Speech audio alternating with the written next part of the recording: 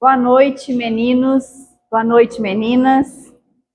Estamos aqui para receber esses ensinamentos do nosso mestre, do nosso amado, do nosso mentor e instrutor, o Cristo, né? O Evangelho, segundo o Espiritismo, hoje, capítulo 5, é intitulado Bem-aventurados os aflitos. E nós vamos falar sobre o item 4 e 5, que fala das causas atuais das aflições. E aí eu queria, primeiramente, que vocês se imaginassem, sentados ao pé do monte, escutando o Cristo nos dizendo sobre as bem-aventuranças. Como que não deveria ser uma coisa magnífica, né? Aquele sentimento de carinho, de ternura, de acolhimento, de querer nos mostrar que é possível a caminhada, querer nos ensinar e nos trazer o exemplo de que nós damos conta sim.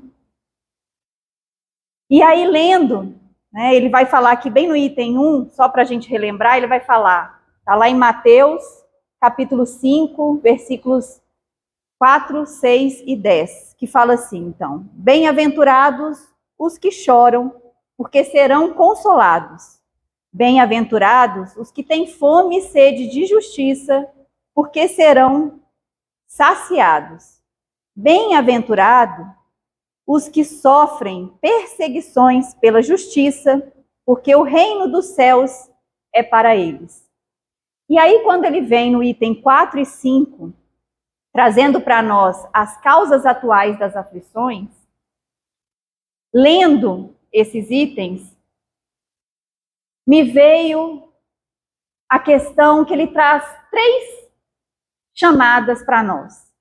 A primeira é um puxão de orelha que ele faz. A segunda é um despertamento, vamos dizer assim, um entendimento do que está acontecendo. E a terceira é uma consolação. Porque nada fica sem a lei de causa e efeito. Então, tudo que nós estamos vivenciando agora, se ela não tem causas de agora, são causas de nossas vivências anteriores. E aí a gente muitas das vezes fica querendo saber exatamente aonde está essa causa. E se a gente prestasse atenção nos obstáculos que nos aparecem, nas oportunidades que nos são ofertadas durante o dia, a gente começaria a entender tudo aquilo aonde erramos. Não precisa fazer regressão ou perguntar para a espiritualidade o que a gente fez ou deixou de fazer. Com as situações que nos são colocadas no dia, a gente consegue começar a ter esse despertamento, né? E aí a gente começa a entender aonde estão as nossas dificuldades e tudo aquilo que nós precisamos fazer para transpor essas dificuldades. Esse é o chamado hoje para nós. Quando Cristo está dizendo para nós que nós seremos consolados, que nós teremos a justiça. E aí, antes de fazer a leitura e a gente começar exatamente a explicação do Evangelho, Emmanuel traz para nós no livro Roteiro, na lição chamada A Morte, ele fala para nós que a maior surpresa que nós vamos ter ao desencarnar é o encontro com a nossa consciência. Então, quando a gente lê esse itens 4 e 5, nós vamos começar a entender o porquê dessa surpresa. Porque muitas das vezes, o que acontece quando as situações são colocadas para nós à mesa? Quando as aflições vêm à nossa frente? A gente não age de uma forma diferente daquelas que nós vínhamos agindo outrora. E aí a gente continua persistindo no mesmo erro. E aí eu lembro é como se fosse... Sabe quando a gente está na escola e aí a gente tem dificuldade numa determinada matéria e a gente tem uma relutância para estudar aquela matéria, não é assim? Deveria ser o contrário. A gente deveria se dedicar mais àquela matéria que a gente tem um pouquinho de dificuldade. Mas a gente reluta. E aí a gente sabe o dia da prova, mas às vezes a gente não estuda. E a gente sabe o dia que a prova vai vir. E aí quando a gente chega, não é uma aflição? Porque se a gente não estudou, a gente vai fazer a prova, a gente nem não sabe. Não estudou. Tem dificuldade. E aí a gente depois ainda fica na aflição de receber a nota da prova, não é assim? Porque a gente sabe que foi mal.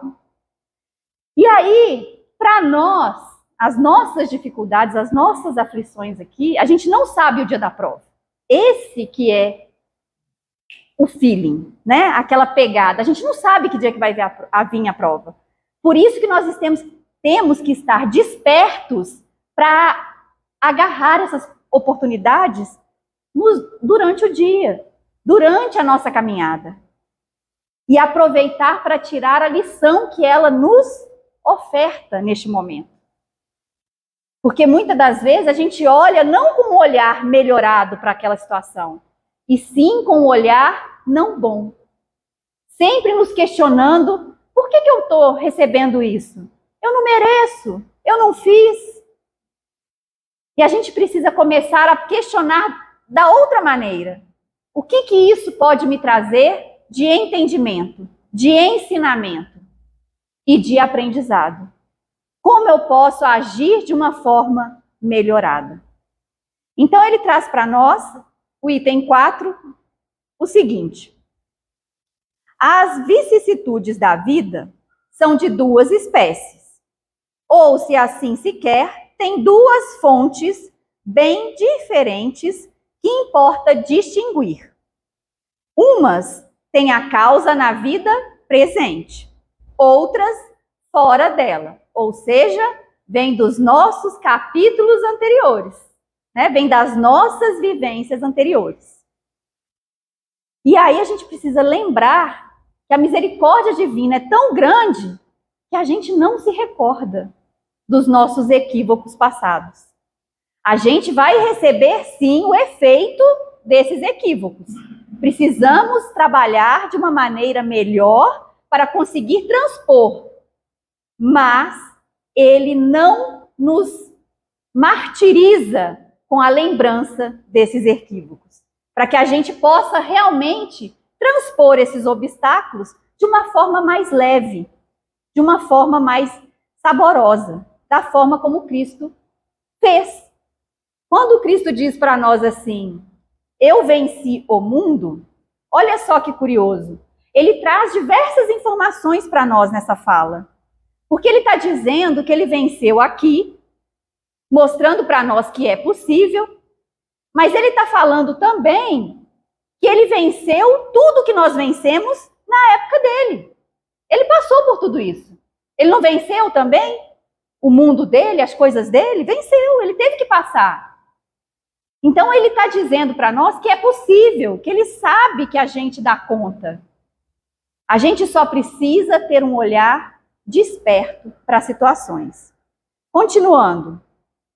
Remontando à fonte dos males terrestres, se reconhecerá que muitos são a consequência natural do caráter e da conduta daqueles que o suportam. Então, todas as nossas aflições, elas vêm baseadas no nosso caráter e na nossa conduta. Como estamos realizando as nossas atividades do dia? Temos melhorado todo dia, que seja um pouquinho? Precisamos. Porque se nós já aprendemos uma linha que seja diferente no dia, a gente precisa pegar essa linha e colocar em prática. Nós não estamos aqui buscando esse conhecimento, esse entendimento? Para quê? Com qual objetivo? Precisamos colocar esses questionamentos em pauta para que a gente realmente haja de uma forma diferente. Para que a gente busque essa melhora interna, não é externa. E ele continua, agora ele vai nos dar alguns exemplos. Ele fala assim: quantos homens tombam por suas próprias faltas? Quantos são vítimas de sua imprevidência, de seu orgulho e de sua ambição? Quantas pessoas arruinadas por falta de ordem, de perseverança, por má conduta ou por não terem limitado seus desejos? Quantas uniões infelizes porque são de interesse calculado ou de vaidade, com as quais o coração nada tem? Quantas dissensões e querelas funestas se teria podido evitar com mais moderações e menos suscetibilidade? Quantos males a enfermidade e enfermidades são a consequência da intemperança e dos excessos de todos os gêneros? Quantos pais são infelizes com seus filhos porque não combateram suas más tendências no princípio, por franqueza ou indiferença, deixando de desenvolver neles os germes do orgulho, do egoísmo e de toda vaidade que secam o coração. Depois, mais tarde, recolhem o que semearam, se espantam e se afligem pela falta de respeito e ingratidão. Que todos aqueles que são atingidos no coração pela vicissitude e decepção da vida, interroguem friamente suas consciências. Precisamos começar a interrogar as nossas. Que remontemos progressivamente à fonte dos males que os afligem, que nos afligem, e veremos se o mais à frente não podem dizer, né? Para que a gente não diga. Se eu tivesse ou se eu não tivesse feito tal coisa, eu não estaria em tal situação. E aí, quando vem essa frase, a gente precisa despertar para uma coisa muito importante. Quando a gente começa a utilizar se eu tivesse feito isso, ou tivesse feito aquilo, a gente está usando a questão da ociosidade, do estacionamento, porque a gente não quer modificar a nossa atitude e a gente fala que isso está no nosso passado, já passou. Eu não fiz, agora não dá mais tempo. Não é assim que a gente fica tentando protelar essa mudança, essa reforma, esse querer realmente progredir moralmente e intelectualmente? Porque o intelecto nós estamos aqui buscando, não é isso? O conhecimento, a troca, o entendimento, o esclarecimento. Para que isso? Para que a nossa moral se melhore também. Precisamos começar a colocar em prática. Já passou a hora da gente ficar só na leitura, na fala. Está na hora de começar a rir quando aquele te cutuca, te alfineta. Está na hora de fazer prece para aquele que te chuta a canela. Conseguem perceber essas coisas, que é a chamada de atenção que ele está trazendo para nós, a puxada de orelha? Não podemos mais ficar no estacionamento, estagnados com aquilo que nós já sabemos. Porque se a gente estaciona com aquilo que a gente já sabe, é a mesma coisa de não saber, de não ter o conhecimento. Conseguem visualizar isso? Se eu aprendo a fazer uma determinada atividade, certo? Fui na faculdade, aprendi, tenho uma formação, mas eu não utilizo daquela formação, é a mesma coisa que eu não tivesse. Conseguem visualizar? Ninguém vai nem saber que eu tenho aquela formação, porque eu não ponho em prática. Está na hora de pormos em prática. É esse o convite, para que a gente não desperdice as oportunidades que estão sendo trazidas para nós hoje, para que essas causas dessas aflições atuais não se perpetuem, e sim sejam sanadas agora. A gente precisa começar a despertar para isso. E ele termina dizendo assim, o item 4. A quem, pois, culpar de todas as suas aflições, senão a si mesmo? Não é? Somos nós que causamos. A gente já conhece a lei de causa e efeito, não conhecemos? Está ali. Não tem como fazer algo e não receber. Não tem como plantar trigo e colher arroz. Tem? Não. Se eu planto um pé de manga, ele vai me dar abacate? Não vai. Da mesma maneira, nós com nossas atitudes. Precisamos começar a caminhar. E ele continua. O homem é, assim, um grande número de casos. O artífice de seus próprios infortúnios. Mas, ao invés de reconhecer, ele acha mais simples, olha só o que a gente acha, mais simples, menos humilhante para a sua vaidade, não é assim? Acusar a sorte, a providência, a chance desfavorável, não é o azar? Ah, eu não consigo, nada vem, nada, não dou conta. Olha só, gente, o desperdício, a ociosidade, o deixar passar as oportunidades, o tirar dela o ensinamento e esclarecimento para a melhoria íntima. Enquanto que a má estrela está na sua incúria. Incúria é desleixo, tá? É negligência. Então ele termina dizendo assim: os males dessa natureza formam seguramente um notável contingente das vicissitudes da vida.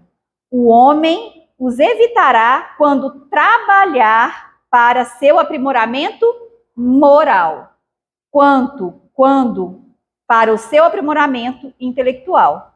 Não é o que a gente está fazendo aqui? Crescendo de um lado, a gente cresce do outro. Mas só cresce do lado moral se a gente colocar em prática aquilo que a gente aprendeu no lado intelectual. Certo? Fechado a questão? Precisamos começar a nos movimentar, sair desse estacionamento. Tá? Precisamos fazer isso, para que a gente não gere para as nossas próximas mais aflições. E sim sanemos as que a gente já tem e as que a gente já angariou.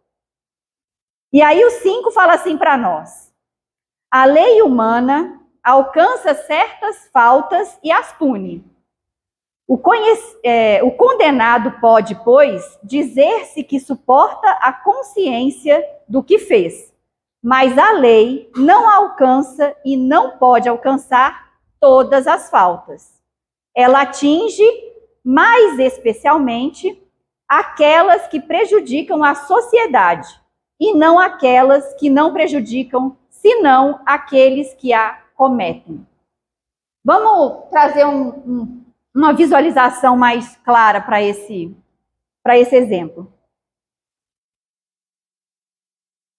Vamos supor que a gente está num local e começa a ter um tiroteio, certo? E aí tem aquelas balas perdidas que atingem pessoas. Elas são realmente perdidas? Ou elas são achadas? Não é a causa? Quer dizer, o efeito da causa? Eu causei outrora e agora eu estou naquele local, naquele exato momento, para quê? Para quitar a minha dívida. Então, nada acontece sem o consentimento do Pai e do Cristo. Conseguem visualizar isso? Lembrando, gente, que Jesus é o quê do nosso planeta? Governador, não é? E é o nosso guia e modelo.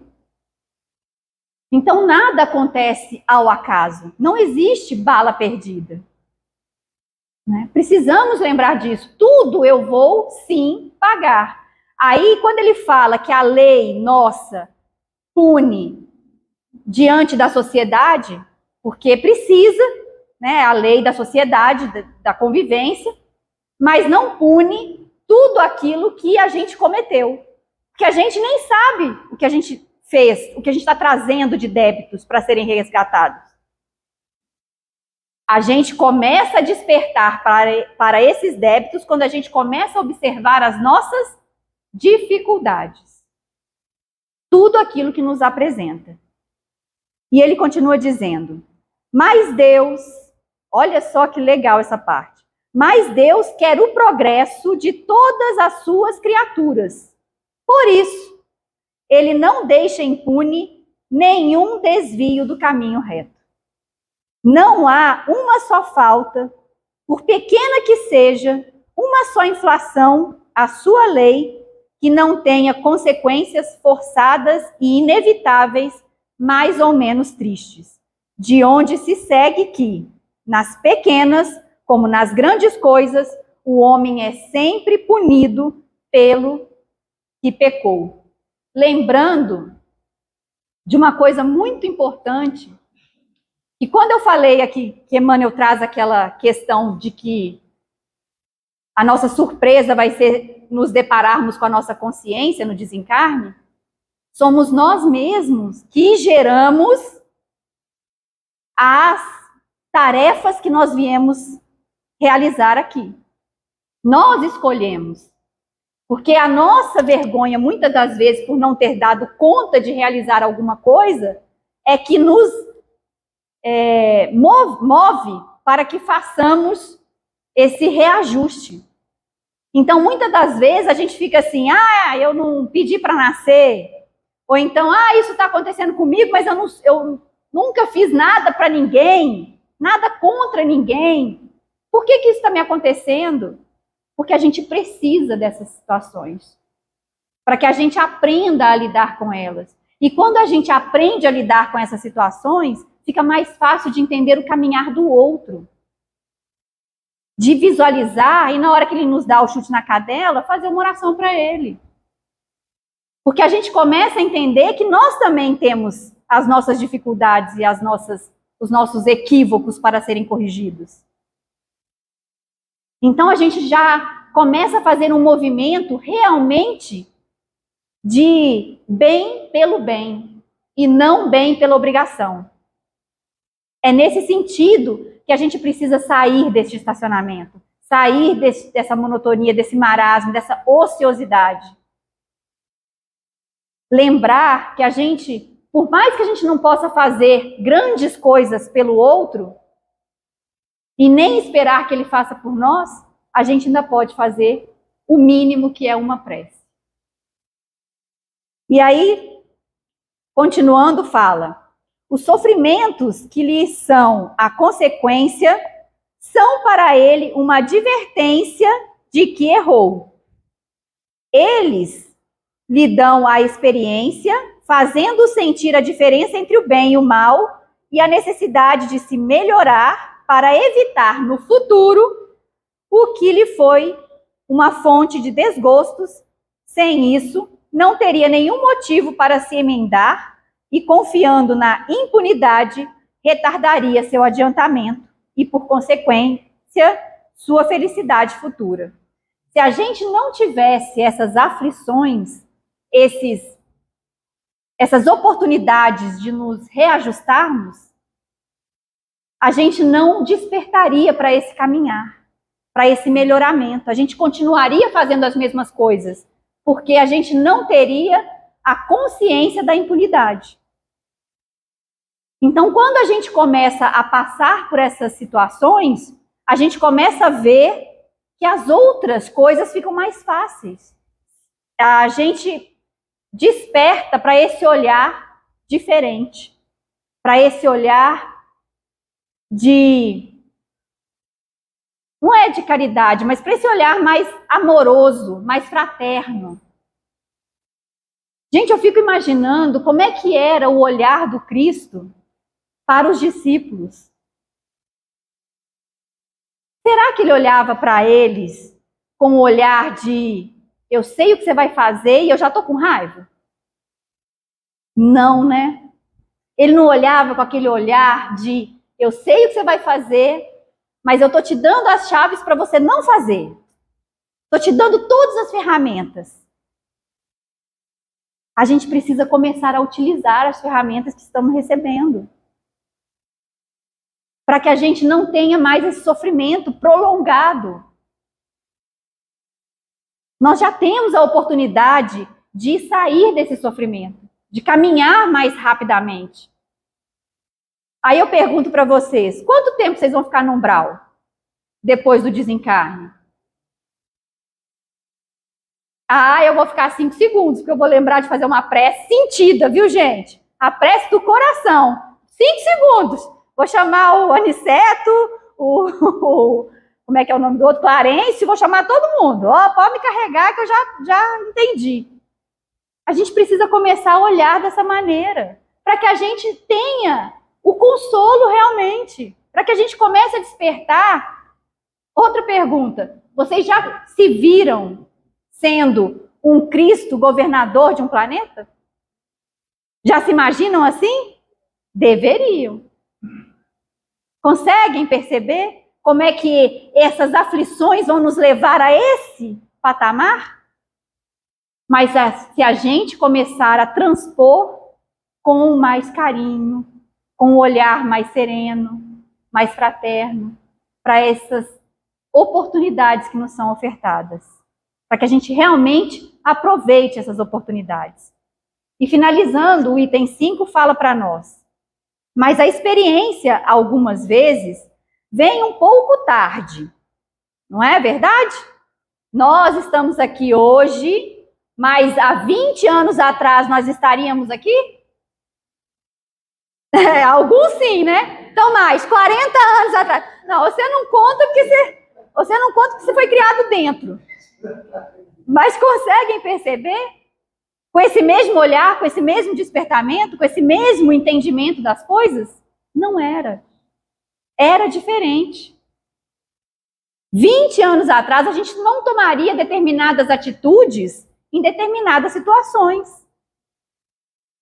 Ainda éramos muito mais afoitos. Não é verdade? Ainda tínhamos muito aquela gana do conhecimento, do fazer e acontecer, e acabava que a gente não fazia muita coisa, porque a gente queria abraçar o mundo de uma vez só.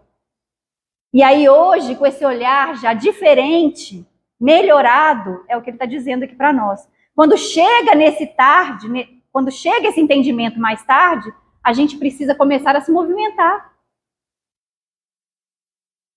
Não é verdade? Não é paralisar. Ah, mas se eu tivesse lá com meus 20 anos e com a cabeça de hoje... Não, nos 20 anos você tinha que estar com a cabeça dos 20 anos.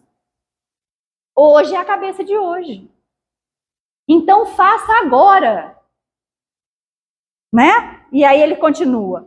Então, peraí. Quando, né? Então, mas a experiência algumas vezes vem um pouco tarde, quando a vida foi dissipada e perturbada, as fontes desgastadas, e quando o mal não tem mais remédio.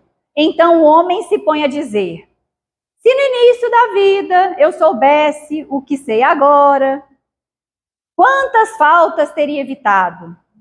Se fosse recomeçar, eu faria tudo de outro modo. Mas agora não há tempo mais.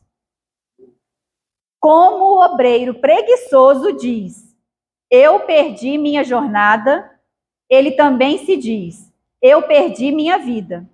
Mas da mesma forma que para o obreiro, o sol se ergue no dia seguinte e uma nova jornada começa, permitindo-lhe reparar o tempo perdido, para que ele também, depois da noite do túmulo, brilhará o sol de sua nova vida, na qual poderá aproveitar a experiência do passado e suas boas resoluções para o futuro. Olha que consolo para nós. Comecemos agora, está na hora. Não existe amanhã. O amanhã vai vir de qualquer maneira. Então, para que eu vou me preocupar com amanhã? Faço hoje. E né, por que eu vou ficar me preocupando com o que eu não fiz outrora? Começa a fazer agora. Quantas pessoas não começam a estudar depois de velhas? Entram para uma faculdade, se formam e aí começam a trabalhar.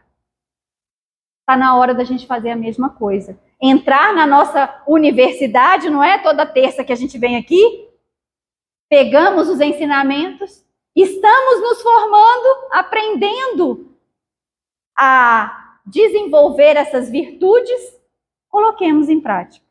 Esse é o convite para a noite hoje. Gratidão a todos.